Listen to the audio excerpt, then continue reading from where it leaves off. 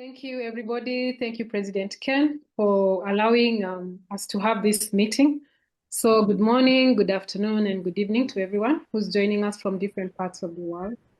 My name is Rotary Saum. I'm a member of Rotary Club of Hurlingham, but also an honorary member of this club, Rotary Club of World Disability Advocacy. So on behalf of the club, I'd like to welcome you all to today's session of our leadership training series, which is the fourth one. We're truly honored to have such a diverse and committed group of leaders, advocates, change makers gathered here.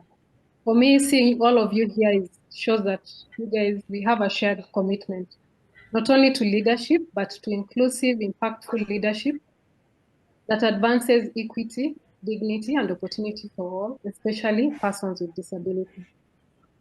The way I look at leadership today demands more than titles, positions. It calls for a lot of empathy, adaptability, and a deep understanding of the communities that we serve. And though this training series, we aim to strengthen some of those qualities, equipping each all of you with the knowledge, the tools, and confidence to lead with purpose and integrity. So as members and partners of the Rotary World Disability Advocacy, I just want to emphasize that we are uniquely positioned to influence change at both local and global levels from wherever we sit. Whether you're leading an initiative, advocating for policy change, supporting communities directly, your role is very important in shaping a more inclusive world. So today we are going to learn about engagement, collaboration, and shared growth. I encourage each all of you to actively participate by asking questions, sharing your experience, and connect with one another, even on the chat box. For me, I've connected with so many people across the world over the last 3 years since I joined this club because of being very active and asking questions. And the strength of this network lies in its diversity and collective wisdom. As we begin, let us remain mindful of our mission, first to amplify voices, break barriers, and create sustainable impact. Again, I welcome all of you and thank you for being part of this important journey. I now wish to introduce our panelists today, starting with my past district governor, Patrick Obath. He's a seasoned leader, both Rotary and corporate sector. He's had over 3 decades of service and impact. He's a member of the Rotary Club of Muthaiga. He joined in 1993. He's held various key leadership roles, including being a district governor for my district in 2020 to 21. Professionally, he's an engineer by training. He has an honors degree in mechanical engineering from the University of Nottingham. He has extensive leadership experience in the petroleum industry. He now runs a consultancy focused on energy, governance, leadership, and sustainability. He has served as chairman of major organizations in Kenya, including the Kenya Private Sector Alliance, Federation of Kenya Employees, Standard Chartered Bank of Kenya, Java House, and he currently serves at KEPSA Foundation as the chairman. He's one of those people I really look up to in terms of what he does, how he carries himself. And he's gotten a lot of honors from actually our country, including the Order of the Grand Warrior and the Moran of the Burning Spear. Beyond his professional work, he's an avid golfer, music enthusiast, and actively involved in advancing golf in Kenya. He plays a guitar, banjo, ukulele, and he's an avid handicap golfer. And he has served as chair of the National Amateur Golf Association, the Kenya Golf Union, and is currently the tournament director of the Kenya Open Golf Tournament. I feel it's one of the largest tournaments in our continent. He's married to Rotary Ontario, Obath, has 3 daughters, Brenda, Cindy, Lindsay, and a granddaughter, Ayana. You can just quickly say hi, PDG Patrick. Thank you very much. I think they'll hear my voice for long enough as you're going through. So yeah, I'm glad to be here. I'm 100% and really understand, what the topic is today around fundraising. It's something that I spend my spare time doing a lot of for other organizations. And it's great that we're going to discuss that in the course of today. So thank you very much. I'm glad to be here, and I hope we can get some learning from me and also from yourselves on this particular subject. Thank you, Sam. Thank you. Our second panelist is Rotarian Krishnamurthy Vijayan from the Rotary Club of Madras. He joined the club in 2013. He has held various dockets within the club, especially related to raising funds, and that is why he's here today. He served as chair of the fundraising committee thrice, director of CSR thrice, and he's been nominated as the director of CSR and also in his club on the 99th and 100th year, and he's on their centenary committee. He specializes in raising funds for projects, but he also contributes to strengthening the club's systems, compliance, monitoring, and reporting because this is key to raising serious funds. Beyond that, he's a senior policy and development specialist with over 38 years of experience in public and private investment, including extensive leadership roles with government and infrastructure finance institutions. He brings expertise in development planning, policy analysis, infrastructure finance, and strategic advisory, having served as the CEO and advisor to key state-promoted entities in India. His work includes leading institutional development, fund management, and high-level stakeholder engagement. He has also held board and advisory roles with major fund management bodies and non-profit organizations, including serving on the governing council of the Association of Mutual Funds of India. Welcome, Mr. Krishnamurthy. Our next panelist, the third one, is Mr. Joe Kiarie. He's a seasoned professional fundraiser with over 15 years of practical experience and a strategic fundraising leader with a proven ability to construct and execute high-impact fundraising strategies. Crafting and executing revenue-generating initiatives, he'll tell us how much he has raised, having built a robust career characterized by progressive responsibility and complexity. His expertise encompasses the full spectrum of fundraising activities from the strategic planning to execution, ensuring sustainable growth and impactful results for various organizations. He has collaborated with institutional donors such as the FCD, European Union, Gavi, World Bank, Bill and Melinda Gates Foundation, GFFO, SIDA, Danida, MasterCard Foundation, amongst many other donors. He has experience partnering with leading international NGOs such as the International Rescue Committee, Care International, Management Science for Health, HIAS, Grameen Foundation, VillageReach, amongst many others.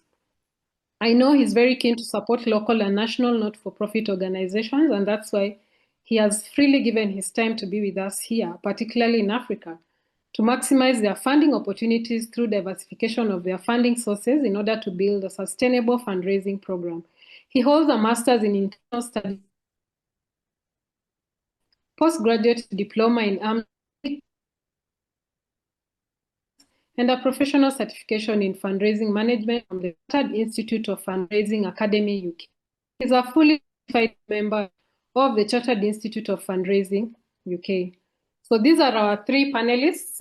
As you can see, they have very, very rich profiles, and they come with a lot of wisdom, a lot of wealth, a lot of knowledge. So let us all listen keenly, but equally participate. As we start up the session, maybe I would ask PDG Patrick, in just 3 minutes, briefly share your experience in the area of fundraising resource. Thank you very much, Saum. And let me split it into a few. I hope you can hear me well. Let me split it into into like two key ones. The first one and the one that I think is most important was I spent almost 12 years in the sort of like NGO type impact sector as a board member and as chair of organizations that relied on funding to be able to do their programs. One of them was started by what is now called FCDO, which used to be called DFID in those days. And that organization called Trademark Africa. Now it used to be Trademark East Africa, was focused primarily on raising money from different organizations, basically governments and their funding agencies and some of the DFIs, to be able to fund programs that would improve trade, mainly trade and trade facilitation across various corridors. And this was being done for government. So it was all around getting grant money to actually fund development activities, but not doing it through governments, but doing it with the agreement of the governments in the countries that we were working with. So it was a question of creating the business case for the grant owners to be able to put money into there. And we did a lot of projects in the Eastern African region, Kenya, Uganda, Tanzania, Rwanda, Burundi, all the way down to Malawi, Zambia, and up to Ethiopia and Somali, and also Djibouti. And now actually it's expanded into West Africa. Then with grants disappearing, we decided that we were going to try and do something different, which is create an organization that is more or less a catalytic organization. We should look at returnable capital. So effectively raise funds and go in that direction. So that was another area that we started looking at. And this was very different from grant funding. Somebody speaking. So the last one I'd like to talk about was an organization called Liverpool VCT, which was basically looking at HIV and AIDS as the vehicle for raising funds. And I started off with that organization at about $4 to $5 million a year in terms of funding. And within about 7 years, we grew that to something like about $20 million, $20.5 million a year on funding. And this was all grant funding from people like the Bill and Melinda Gates Foundation, PEPFAR, the Global Fund, and people like that, the Elton John Foundation, all these organizations that were basically doing good, as it were, in terms of saying there's a need, let's put money in to change lives without expecting any return on that. And I left that as well. But again, as I was leaving that, we realized that funding was going to drive from the traditional grant level, and we moved over as well to create an organization that is looking at catalytic funding. So, and then finally, I've been involved in raising funds for a golf tournament, one of the largest golf tournaments in Kenya and in Africa, north of South Africa. And that again involved basically working with corporates, government, DFIs, and so forth, a wide range of different people to raise money to fund a commercial organization. So let me stop there. I could go on and on. I think the rest of it I'll share during the course of the presentation. Thank you. Thank you, Patrick. Krishnamurthy, maybe you can give us a brief about you, just 2 minutes.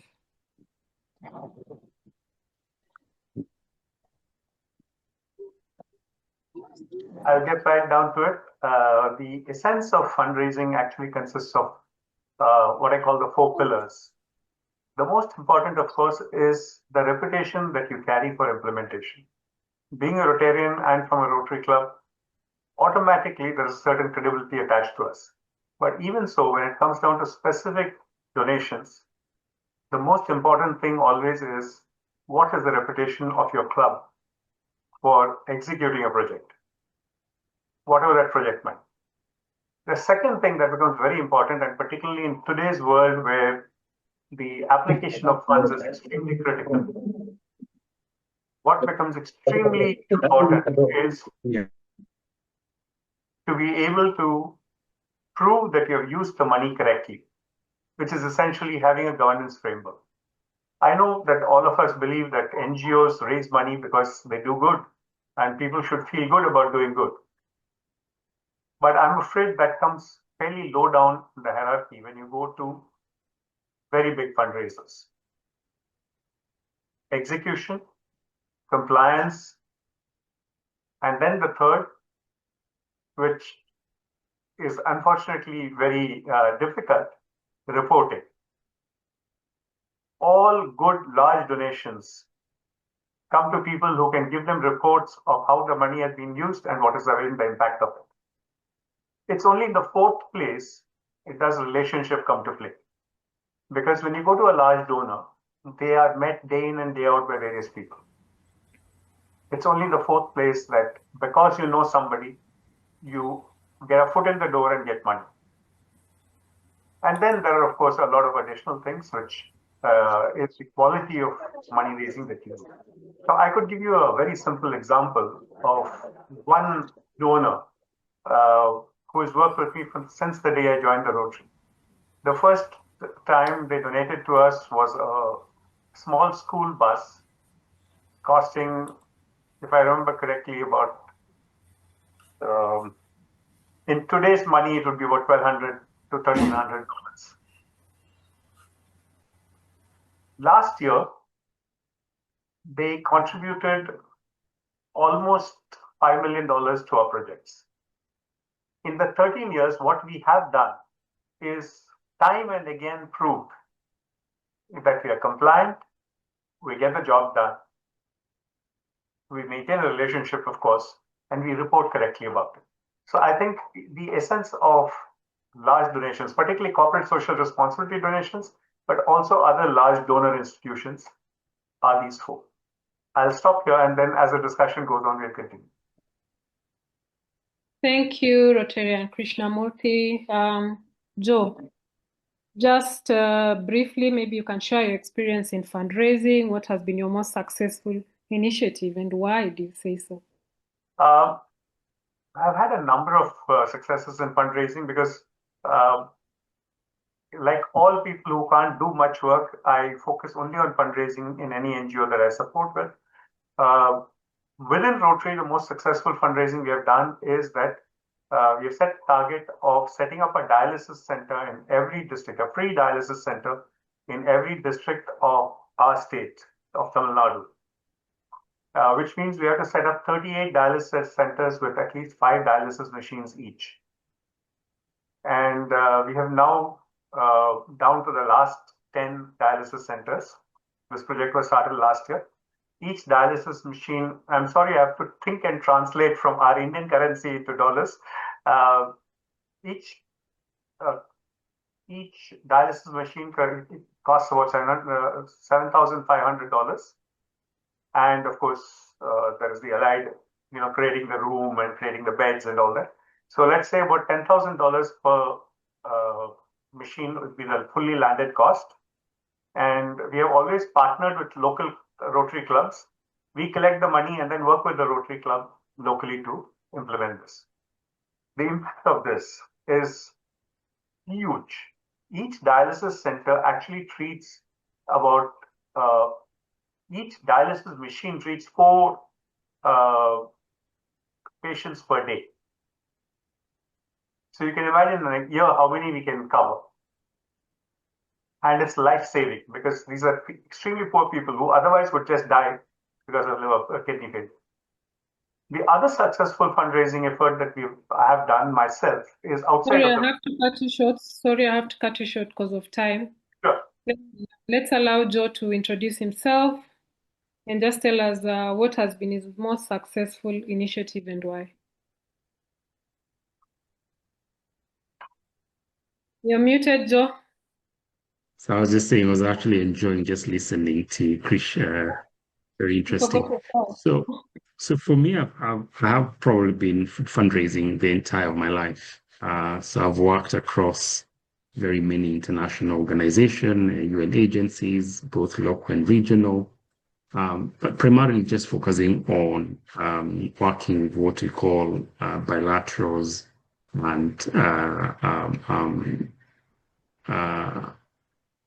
or other public and private donors, focusing on raising funds for NGOs. Patrick gave a very interesting fundraising aspect, which is working with the private sector. But my experience has primarily focused on working on raising funds for NGOs, cutting across various sectors, both from education, health, accessibility, disability inclusion, private sector development. At some point, I worked with Patrick as well on that area. And I think over the last, I'll probably say the last 5 to 6 years, probably raised about $200 million for various organizations from partners such as Gates, FCDO, the European Union, USAID, and a couple of others. But you've asked a very interesting question. My most successful initiative, I think because I've been very lucky to work with very big organizations, I think I take my most successful fundraising initiative from my role as a board member of a very small organization that focuses on inclusion and disabilities. Simply because when I joined this organization to support them as a fundraising advisor, the organization did not have any dedicated fundraising staff, neither did they have any real business development or fundraising systems in place. They did not have any institutional donors at that point. So in my role was just to step in and support. And I would say, working very closely with the founder, trying to really articulate the value proposition of the organization, sharpening how they present themselves, raising their visibility, to be able to translate what they were doing in silence to make sure that it's visible. I think Christian said something very important. Just because you're doing something very well or really good doesn't mean that translates to funding. So helping these organizations to have a very deliberate approach to donors and partners, making sure that we really understood the priorities and interests of every single donor that we approached, ensuring that we're very clear in terms of what we wanted from these particular donors and how we're going to execute and implement the programs that we are going to fund. So having that clarity, I would probably say, is what turned around the organization. We've secured funding now from quite, major donors, MasterCard, we've gotten funding from FCDO, USA, GIZ, from very small organizations to an organization that now probably hold one of the biggest disability conference in Africa. Thank you. So as we talk about strategy and approach, I'll throw this to PDG Patrick because Krishna has already given us a little bit about it. So what are the key elements of a successful fundraising strategy, and how can small organizations or emerging organizations compete for this kind of funding, or as you call it, resources?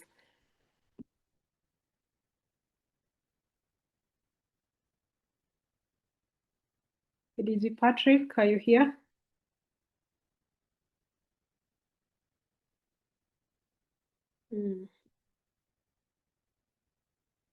All right,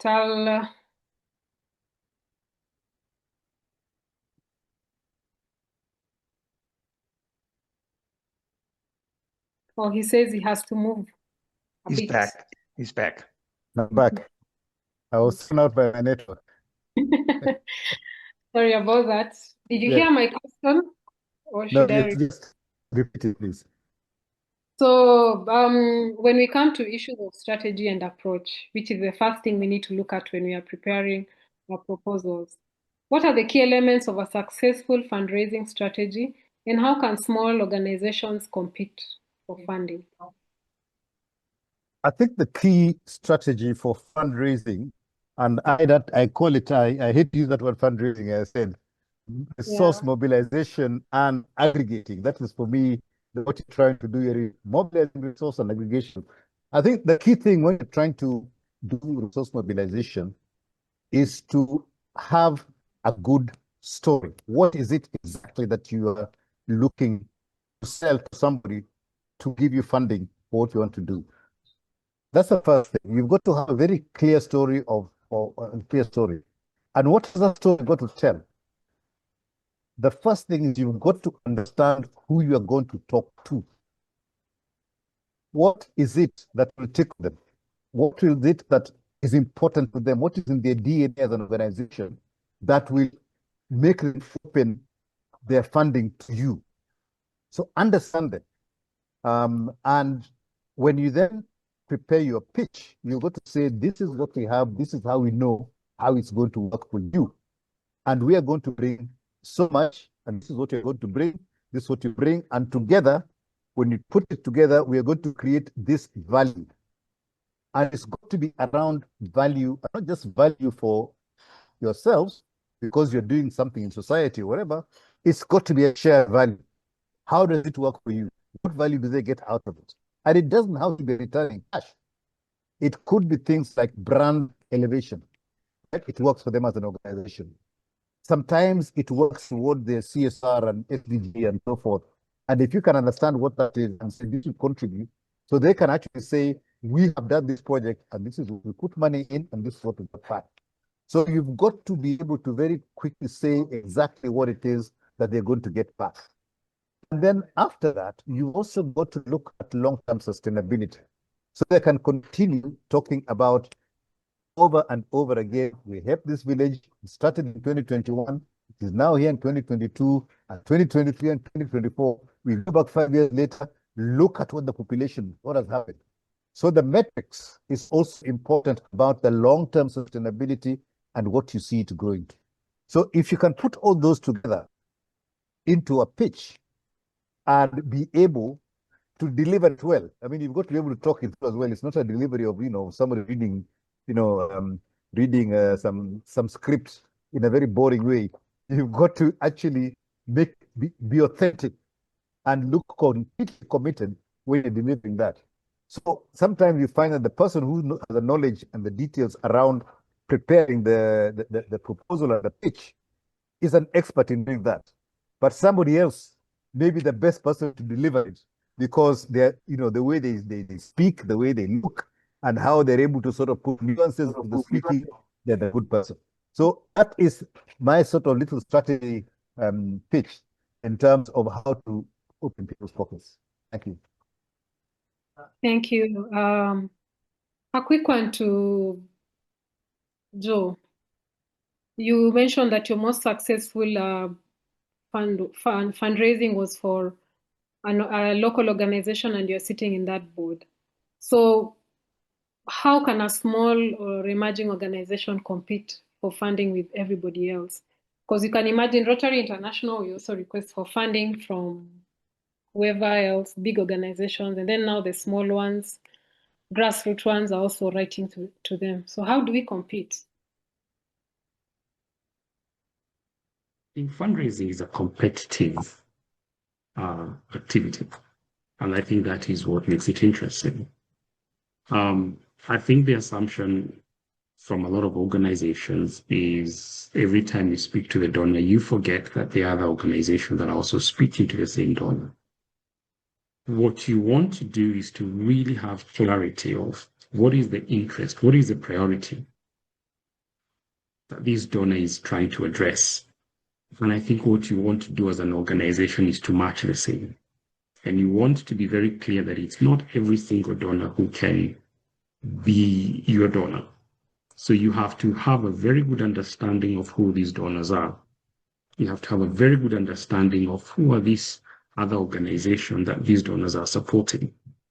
You need to have clarity in terms of which geographical areas or regions, which particular programmatic areas are these donors funding, and the partners they're working with, who are they? So you really want to understand that ecosystem very well, because you do not want to provide the same solution for interventions that other partners working with donors are providing. So you want to differentiate yourself. So you really have to have a good mastery understanding of who this donor is, and also understand who are these other partners that you're working with that are competing with you, or that you could potentially partner with. What are they providing to this donor that you could actually complement, or you could provide for and above that? So it's about understanding who you want to work with, really having that nuanced understanding. And going further, I mean, you don't have to compete with some of those partners you're competing with. How about joining forces? How about collaborating with them? They perhaps have a better understanding. They better have a better relationship, a long-term relationship with these donors. So even understanding those other partners could be a way of you to get an entry into working with these donors that sometimes can feel very difficult to work with. So what I would say is just spend more time really learning and trying to understand the donors that you want to talk to, but also try to understand who else are they working with and why. So by the time you're going to talk to them, you've answered probably 80 of the questions that you would have asked. And I think that will become more competitive. Right. Collaboration is what I hear, understanding the ecosystem. So now when we come to now donor engagement and compliance, this one I'll throw it first to Krishnamurthy, because you have done this for a long time and you do it for your club. What do donors look for what before they commit to a project? Particularly for a small organization, what I'd like to do is just shape it towards what you can do to become, shall I say, deserving of receiving the donor's interest. The first and most important thing, of course, is, as both Patrick and Joe said, research your target. Now, if you're going, for instance, to a bank, they are far more compliance oriented than, say, an NGO which is very large, say the Rockefeller Foundation. They have their compliances, but it'll never be as rigid as a bank. So I think one of the important things that you need to do as a club is to see what you can sustain with your budget. So in the Rotary Club of Madras, for instance, we have one treasurer for our charitable trust, one treasurer for our boys' town, and one treasurer for the club, each of whom is a member of the club. So it's a purely voluntary effort. The second thing that we've done is that to make life easier for everybody, we have actually created templates for every report that we make and for every data that we gather. Now, it's not very difficult. It's actually just one weekend's work, because you're ultimately working with, say, 4 or 5 projects, right? You just need to capture that data. When you meet a donor, don't just showcase the work that you do. Showcase the reports that you will be giving them. Because every donor has an auditor sitting on his neck. So we make these templates, and we have, of course, we are a very big club with 300 members, so we are able to afford to have 3 staff members who handle only our social projects. But the advantage we have here is that people like myself or a few past presidents have actually written templated letters.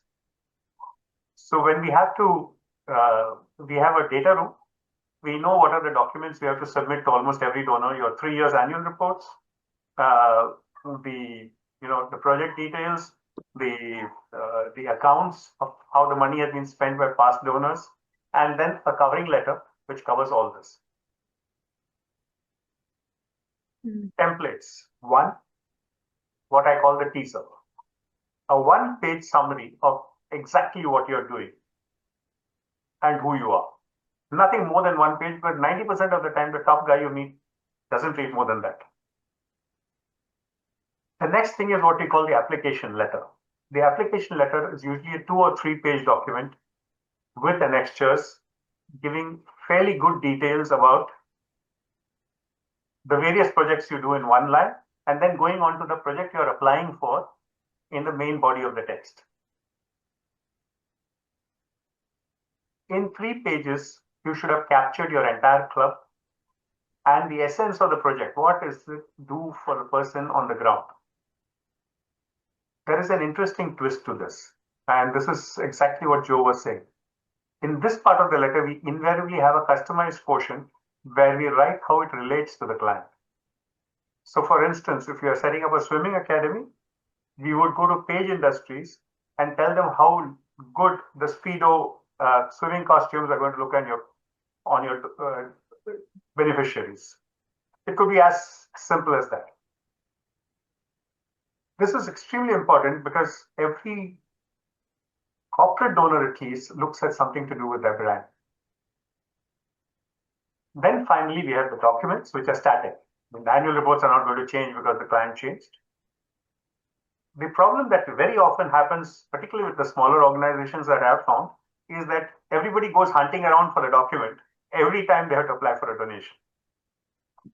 Just keep it in one directory every year, updated, and send it to the guy as a kit. It's so simple. Then there is something that I told you, Som. You have to be shameless. The fact is this, that you're not asking for yourself. You're not going to take that money and pocket it. You are going to ensure that as a Rotary Club, your colleagues and you are going to do some service. Please don't feel bad about rejection. You will have to go once, twice, thrice, 4 times, 5 times, and have a system of follow-up. Keep a diary and follow this up. The smallest of clubs can do it. Sounds very simple, but it's a little difficult to do because on the third time the person says, I'll talk to you after a week, you feel bad. Overcoming that becomes a very strong part of the training and the process for yourself. Thank you for those. Finally, when you've got the money, it's very, very important that continuously update them till project is closed. It's not enough to say, okay, 4 months later, call them up and say, hey, it's done. No. Tell them that I've ordered the wheelchair. Then you tell them after some time that, oh, we bought the wheelchairs. Then you tell them, oh, it's been given to 13 people, 14 more are expected next week. Continuous engagement is the best way to keep in touch and get repeat donations. Thank you. Thank you. So, Joe, what are the common mistakes organizations make when they're approaching funders, in the angle of donor engagement and compliance? Well, there are quite many, but I'll probably stick to 3. Yeah. I think when approaching donors, most organizations, and I think I mentioned this, is they assume that the donor already understand what they need. Instead of being very clear, being very candid, just exactly what Krishna said. Be shameless. Ask. Donors exist to give money. They know you want money from them. Don't tell them you want to partner with them. Be very clear. Be very candid. Talk about exactly what you need the money for. That's what they're interested in understanding. Plainly tell them the support that you need. What is it going to do? What will it fund? And what will the results be from that? It's very clear. Keep it simple. I think another mistake that organizations do is that they always assume that they're the only organization that are speaking to this particular donor. No. There's so many organizations that approach them. And so what you want to do is to be very sharp, very relevant, very clear about why you're interested in speaking to them. Don't beat around the bush. Be very specific. The less words you can use, the better. Be very specific why you want to get funding from them. And make sure that you understand they can fund the kind of work that you're funding. That's why researching and making sure you understand their priorities and interests is very important. I think a common one is assuming that just because you're doing something important and worthwhile, the donors will automatically give you funding. Donors do not support funding projects simply because they're good ideas. No, they don't do that.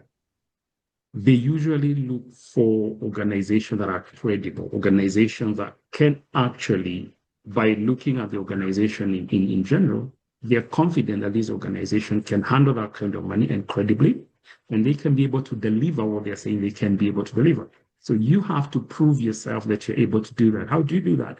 By showing evidence that you're being a credible organization. You've perhaps worked with X number of donors, you've implemented X number of programs. So it's showing that evidence to ensure the donor has confidence that the work that they're going to fund can be delivered. Let me say this as I finish.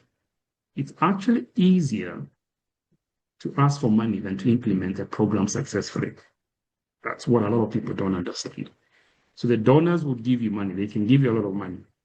By giving you that money and failing, you've destroyed your credibility. So a lot of donors will only give you money once they are very sure that you can actually implement the program successfully. Thank you. Thank you for those insights. I'll come back to you, PDG Patrick.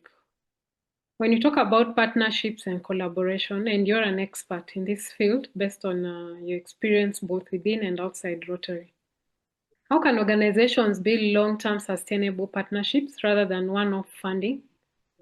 I see this a similar question being asked by his name, Dennis in the group, which is just similar. So maybe you can elaborate that because it will answer his question.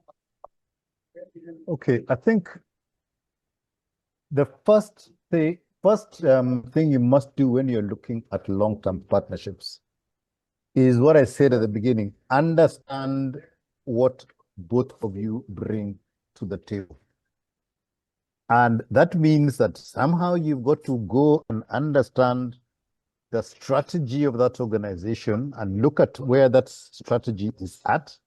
And it means doing some research on the organization and understanding what really it is that they want to do long term, especially in the sustainability area, which is more or less what rhymes with what we do as Rotary.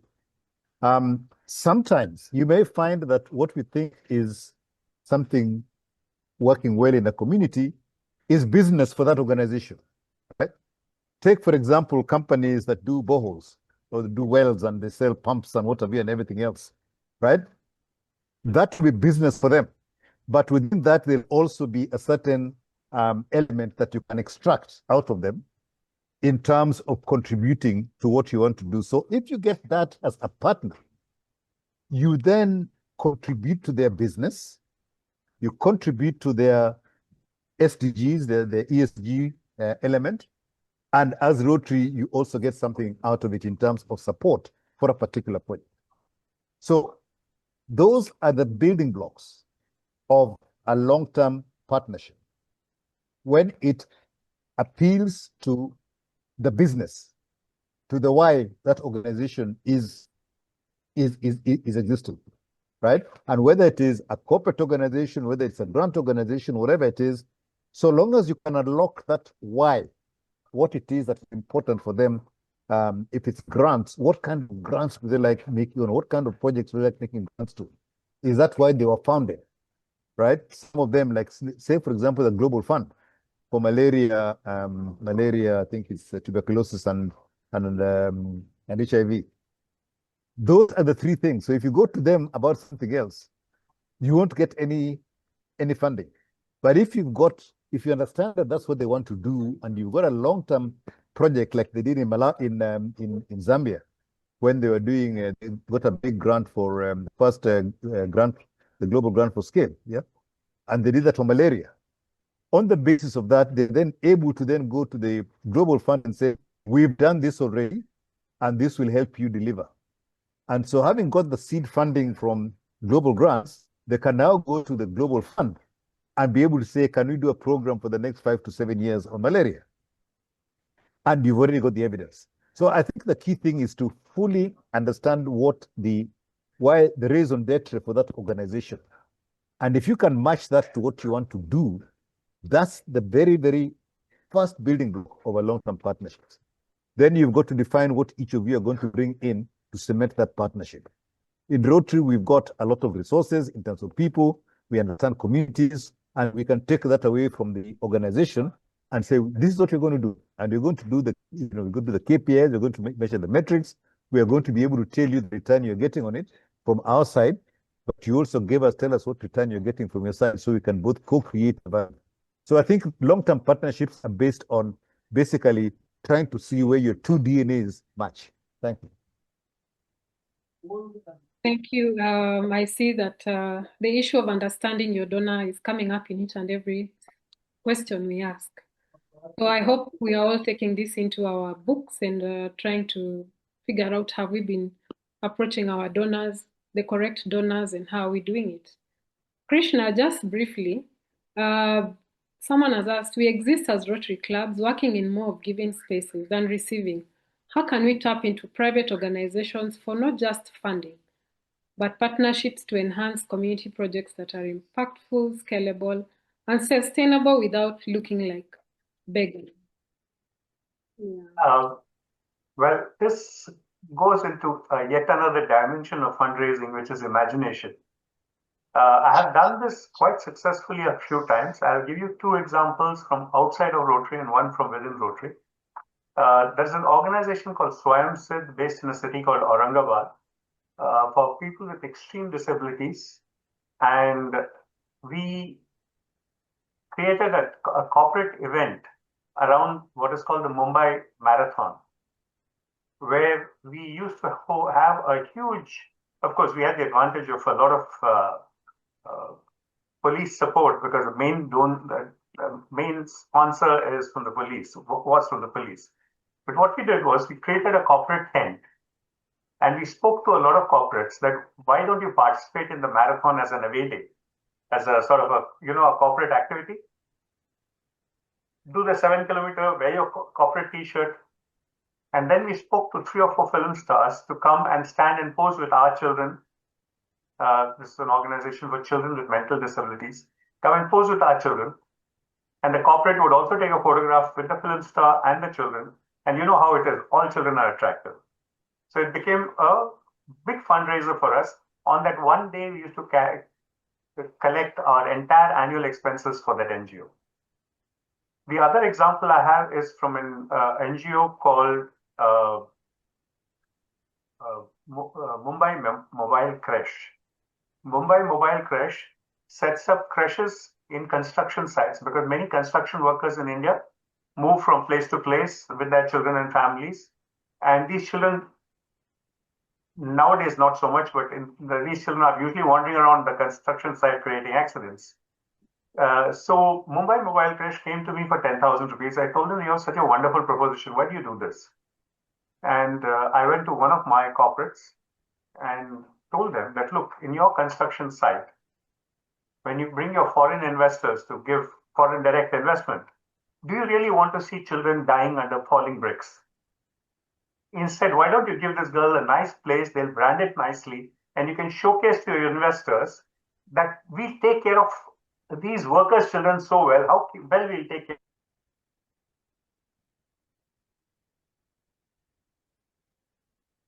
You're muted. Did you? I've just unmuted. Okay.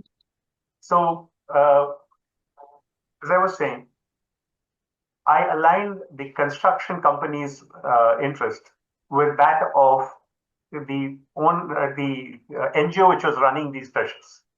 The third thing we did in Rotary, that we run a skills development center. In that, we have tied up with various corporates so that people with disabilities can be trained there to take up jobs. And for all the corporates, they have diversity hiring issues. So that's another example of where we have aligned the interest of the corporate, the participation of the corporate, and the donation of money together under the Rotary umbrella. So if you have imagination, it can be done. I would request that never think of this as begging. We are trying to go to people and giving them an opportunity to improve their karma by doing service for people. Thank you. Those are great insights again. So I think I'll throw this to PDG Patrick. We've already been told what makes a strong proposal or a pitch in terms of when we are writing our grants. But how can an organization effectively tell their story to attract funding? Because there's someone else here in the group who has asked, how can a new grassroots organization be able to attract funds or donors since most of them request experience of 2 years? And but if you're new, what do you do? And if you've been around for a while, how do you effectively tell your story to attract funding?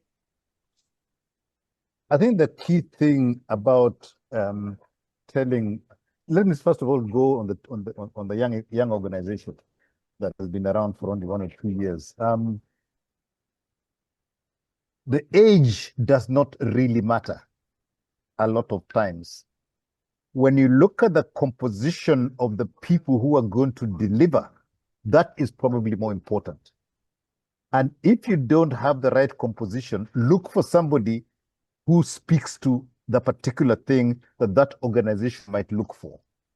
So whilst you may be young, you may get a Patrick Obath who has been around for 20 years to be part of that young organization. And that sells. So when you present the people that are going to, and I talked about, who's going to present the proposal, you've got to have the right people, right? And if you say you've been around for 2 years, but this is the experience you bring on board, that is what they want to hear, right? And if you can structure that well, you'll be very good. So, I mean, talking about the story and telling the story for any organization, the first thing you must talk about is what is the opportunity? What are you actually bringing to the table?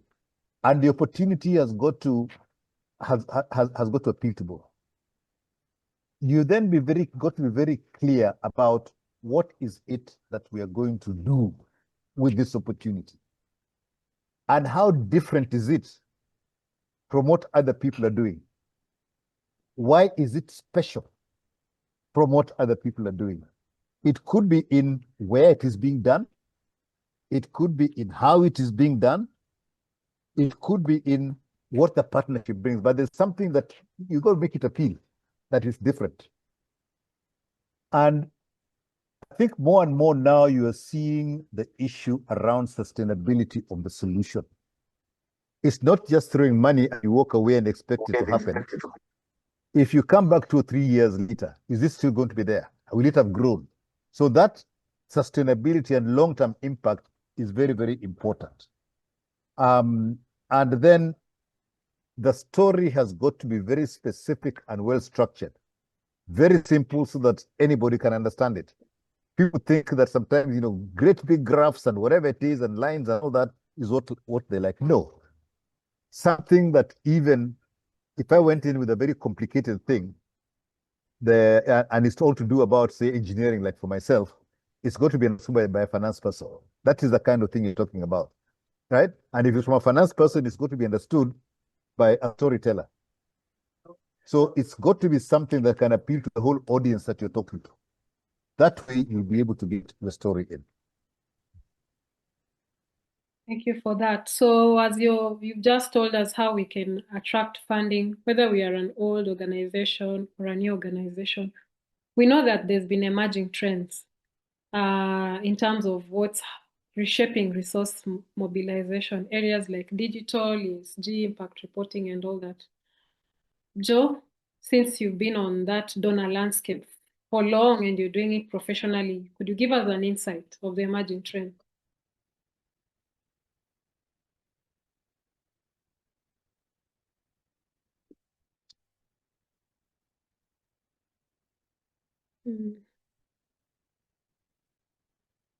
Seems to be off-grid.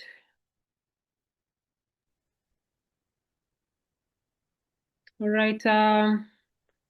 Krishnamurthy, do you want to take it up for like 2 minutes, and also PDG Patrick, 2 minutes, because our time is almost up. I think Joe would have been best qualified to answer this. I'm sure he'll come on soon enough. PDG Patrick can do it. I know he's also familiar. I would say that, whether you're a new organization or an old organization, the process is the same. But I always believe in something called the proof of concept. And that very often comes from money that comes from your friends and family. So if you're a new Rotary Club, which has just started 8 months ago, and as somebody mentioned, you need a track record of 2 years before you can approach a large foundation, don't bother about that. Go to the local industry, go to the local people, wealthy people, go to your uncle who has money, and take that small sum of money and provide that one wheelchair, provide that one walking stick, provide that one airbed. That starts creating your track record. And then scale up as you get more money. So the proof of concept is one thing that I think I would like to mention. I'll hand it over to Mr. Patrick. Yeah, let me take on from there. And I think the issue of the emerging technology and stuff like that is working. I think if you're going to leverage technology and digital platforms, the key thing is to be intentional about what you put on those platforms. And the key ones, basically LinkedIn, is basically for visibility at partnerships. Yeah, don't put it, a lot of people use it for jobs, but LinkedIn is a very trusted platform for a lot of things. And the key thing is to start talking about your organization in terms of thought leadership. What do you do? But it's got to be very deliberate how you put it in there, right? Don't put in long stories. Put in short, impactful things that when I click on, it pushes it to me. I can look at it within about 30 seconds or even 5 seconds. It tells me bang, bang, bang, right? And that then means that I can then click onto what I've seen for 30 seconds because it's interested me, and then I come into the bigger story that you said somewhere else. So that's very important things. Short videos, impact stories, and whatever it is, very, very much a sort of a 15 to 20-second sound bite or eye bite or sight bite that can be able to hook me in. The other key thing is also within that digital space, join communities of practice or create communities of practice. Those communities of practice is where everybody, sort of shows out how they know things and find out about things there. So you have experts and learners and you name it and everything else. And what it is, the reason this is all important is that funders are beginning, just like employers, to use the digital platforms and networks to look out and look for organizations that they might want to work with. Just like employers are, go and troll for people in LinkedIn and all the rest of it, funders are also looking in exactly the same space. Again, using technology, you can use all the AI tools I use them quite often to be able to, again, log into a lot of things, ask questions about types of funders, what they look like, and so forth, to be able to build your own story. So it works in two ways. One, for you, make sure you're present in the right platforms. And secondly, use AI and everything else to find out about other people, find out what they do, get information about them, and also get information about opportunities, and you can then build things together. So it is a very new and very exciting space to work in digital platforms and also in networks in terms of fundraising or resource mobilization in a slightly different way. Thank you. Thank you for that. Welcome back, Joe. I think your question has been covered. We were looking at the emerging trends. We talked about the digital platform, of course, impact reporting. I don't know whether you want to mention something on sustainability, because that word comes up every other day and I see people struggling with it. It's critical. Joe? Sustainability is sort of embedded in what every donor is looking for from the beginning of funding the program. Simply because when they fund a program, they want to know you're going to address a problem, but not just address a problem, that the interventions you're going to provide are going to be massive.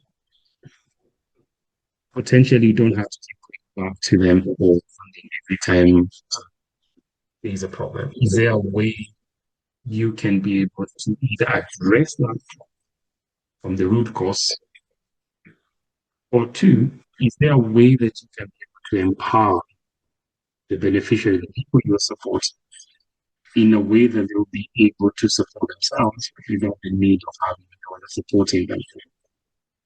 So you have to think about that from the beginning before you even start implementing the program. How can you ensure you address a problem from the root cause? You don't have to go back. But two, being able to empower the same people you're trying to support in a way that you don't need to go back to the donor for support. So sustainability is not something you do once you've completed the program, but it's something you have to embed. It's something you have to plan for, design when you're designing a program from the beginning. It's not just something that you think as you implement the program. You have to think about it from the beginning. Thank you, Joe, for that. As we close up the session, but we'll have a short Q&A like for 5 minutes. And this one, I throw it to you, PDG Patrick. What mindset shift is needed to succeed in resource mobilization today? That's a difficult one.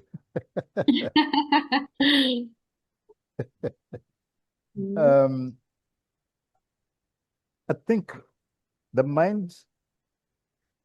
mindset shift is we must completely reframe our thinking about quote fundraising. And I said it earlier on.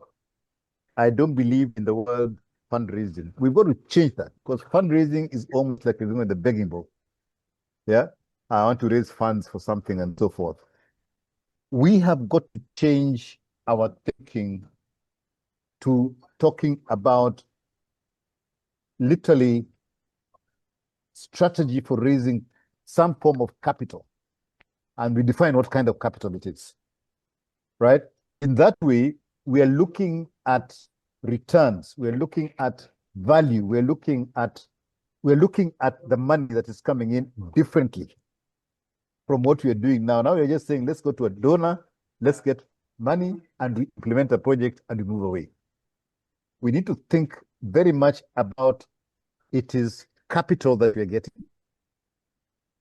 And that capital has got to give value to everybody who has contributed to that capital, whether it is physical cash, whether it is time that people have given, whether it is equipment that people have given, whatever it is that they've done.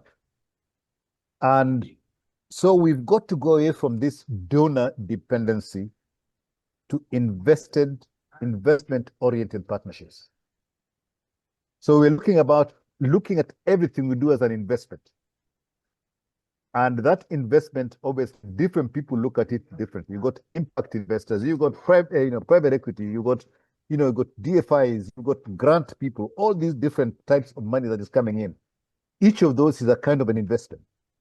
And we've got to look at it and understand what value that kind of investment will give back to the person who puts that cash in. So I think that is the main mindset change that we need to have as all of us sitting around the table, is around going from donor dependency to investment-oriented partnerships. Thank you. Thank you, and that's very, very powerful. And I see it in those communities where we talk about donor funding, grants, etc. Krishna, as we close, what is one practical tip participants can implement right now? And are you able to cite one real example from your Rotary experience? I'm sorry, I missed that question. I couldn't hear that clearly. Could you read it again? So what is one practical tip that the participants right now can implement when they are doing their resource mobilization? And can you cite one real example just for them to understand it better? A very simple practical thing is that getting the paperwork right is not difficult. You can actually just a little bit of effort and you can get the paperwork right. Somebody has asked actually a question which says that we don't have a history though, so how do we provide all the financial reports? We're a small organization struggling. It only means that you have to go for a donor who also has a small wallet and give him enough information so that you start creating a track record. So very practical tip is when you never think of yourself as too small to do A or B. If it is the right thing, it's worth doing it. I can't give you an example from here because our Rotary Club is 100 years old and we've been doing this for so long that I don't think we have ever had this kind of a problem. But I did work with a very small school in a fishing town where my father's friend had set it up and he was quite old, didn't have any connections. So what we did actually was that we created a lot of visual clues. Using the mobile phone and not very high technology, we showed the children playing sports in the shabby surroundings. And then we say, can you give us one classroom which has a television so that we can deliver content on it? So in a small organization, what you do is you pitch to donors who are not system oriented. You pitch to donors who are emotion oriented. The smaller companies, the smaller trusts and all that. And that I think is very important. It's like I tell, when I do campus recruitment, I always tell the boys and girls that don't take my visiting card. I'm not a contact. By the time you reach a stage in your career where you need me, I'll be retired and gone. Your contact is the person sitting next to you. Because when you are CEO of State Bank of India, he's going to be CEO of Airtel, and you talk to each other.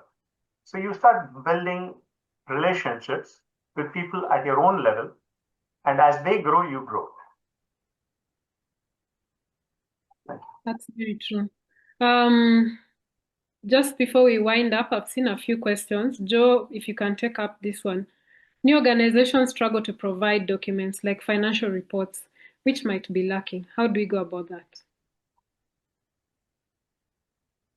I think something Patrick said applies here as well. And then this applies to organizations that are, facing a lot of challenges and requirements and demands that they are not able to meet because of various reasons. Partnership exists for a reason. The organizations are, as I mentioned, currently working with that particular donor that you're interested in working with. So there's something we call partnership. There's something called collaboration. Don't see every organization doing similar work to what you're doing as a competitor. They are potential collaborators. Approach them. Forming that consortium could mean that you're able to address some of the requirements that you're not able to meet on your own. That's why those consortiums make sense. I would say there are also donors who do not require such requirements. So diversify the pool of donors you're looking at. There are donors that you can only work with after 2 years of existence or 3 years. So that's one way of doing it. Diversify your approach, your research to donors that are keenly and interested in startups, organizations that do not meet a lot of the requirements that most donors use. But I would say one of the most important one is please reach out, map out all the partners who are working within the similar programmatic area as the organization. Talk to those partners. There is something that you could bring to the table that they don't have. And by forming that complementary, that consortium, you're able to meet the eligibility criteria of most donors that otherwise you'll not be able to meet on your own. Very true. From the panelist experience, how do you manage situations where donors expand the project scope beyond what was originally outlined in the proposal, particularly before additional funding is confirmed? Anyone can take that? One of the things that I've seen a lot of organizations do, especially the really big organizations, is, and we've talked about this a lot today, is building relationships. And this is what we're talking about, building long-term and mutually beneficial relationship with your donors. Donors are human beings. Remove the big name that you can see there. Remove FCD or remove USAID. Behind those really big names are individuals. So you really need to understand who are those individuals working there. And sometimes the answer lies in just taking the phone, calling someone, or just writing an email and seeking for clarification. It's simplicity. It's being candid. It's being honest. Challenges exist. So write to that person, build a relationship to a point where if you're facing a very difficult situation, whether you're implementing programs, something has failed, something is not working, you can comfortably be able to go and talk to the donors. Do not fear them. That's why we said they're looking for organizations that are candid, organizations that are very transparent, because behind everything that we do, there are challenges. So they want to also learn. So despite any difficult or any challenges that you go through as an implementing organization, remember there's somebody behind that big veil of a donor that is also keen to learn what's happening. They want to use that information to be able to improve their processes. So regardless of those challenges, sometimes I don't have immediate answers. Just talk to someone. The answer lies in just that conversation. Thank you very much. I don't see any other questions. What would be your parting shot, PDG Patrick, as we wind up?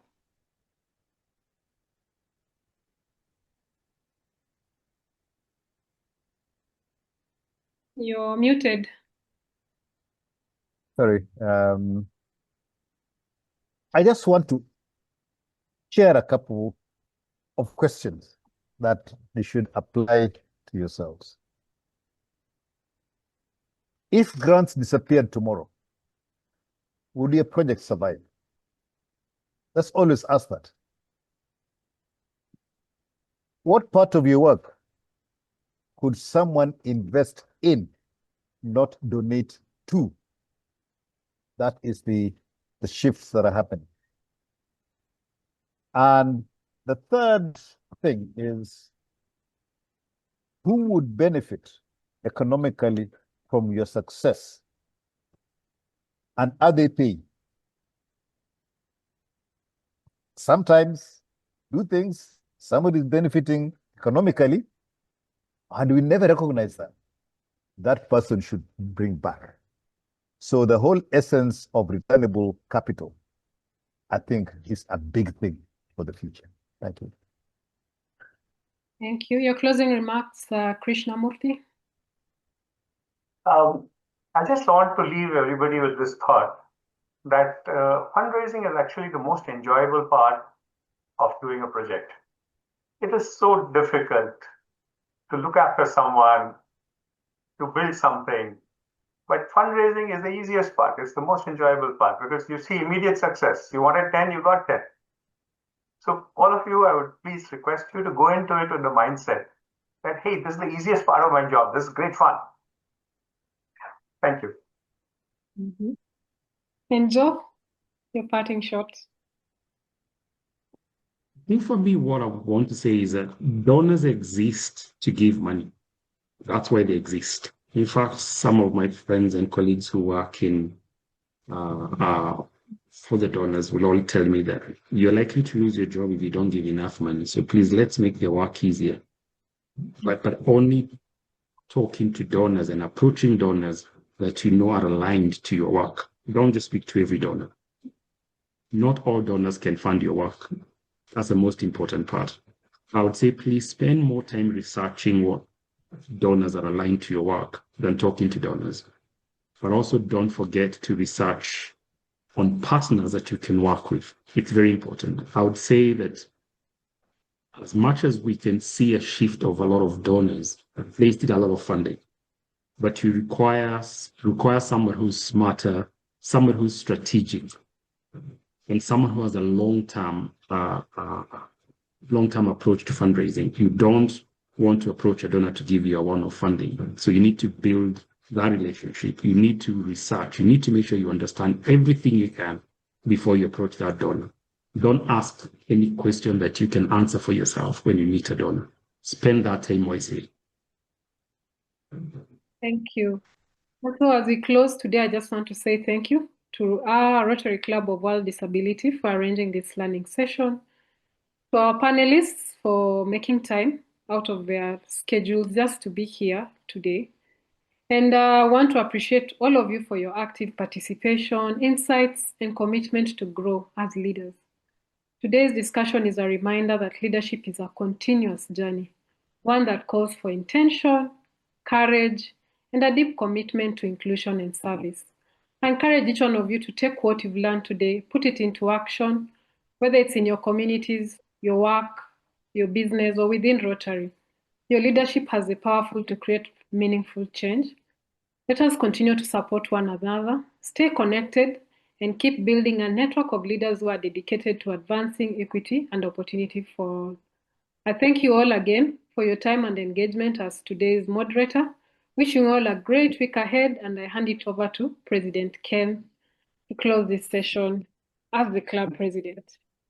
Thank you, Sam. Wow, it was an hour, more than an hour of really lots of information. I know I'm going to need to go back or watch it again, and maybe watch it a couple of times. And just to mention that we have recorded this.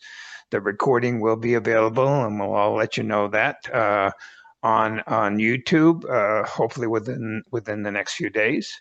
So if you want to go back and see it again, that would be great. I know some people may want to get in touch with our panelists or the club, and I think it's probably best to go through the club's email, which is rotarywda@gmail.com.